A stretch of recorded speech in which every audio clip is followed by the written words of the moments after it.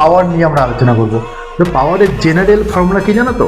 A to the power M, A to the power N is equal to A to the power M plus N. তার মানে গুণ থাকলে যোগ হবে।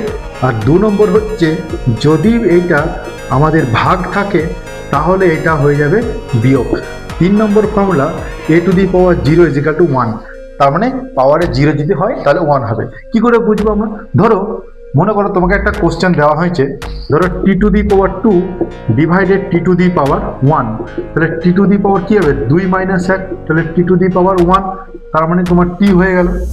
আবার যদি মনে করো এখানে যোগ থাকে, মনে করো টি to the power 2 T to the power 1, তাহলে টি টু দি পাওয়ার 2 প্লাস 1, তাহলে টি টু দি পাওয়ার 3। এটা পাওয়ারের প্রবলেম আমরা এইভাবে সলভ করবো। ঠিক আছে? আরও ধরো মনে করো যে পাওয়ারটা যদি এরকম থাকে, কীরকম বলো তো? ধরো আমি বললাম যে A to the power M multiply 1 by A to the power M কত হবে বলো তো?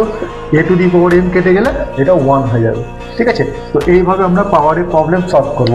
আবার ধরো মনে করো যে A to the power M divided 1 by A to the power M, তাহলে A to the power M multiply A to the power M. তার মানে ভাগ থাকলে কি হবে? গুণ হয়ে গেল, এটা রেসিপ্রোকালে উপরে উঠে গেল, তাহলে A to the power 2m হয়ে গেল।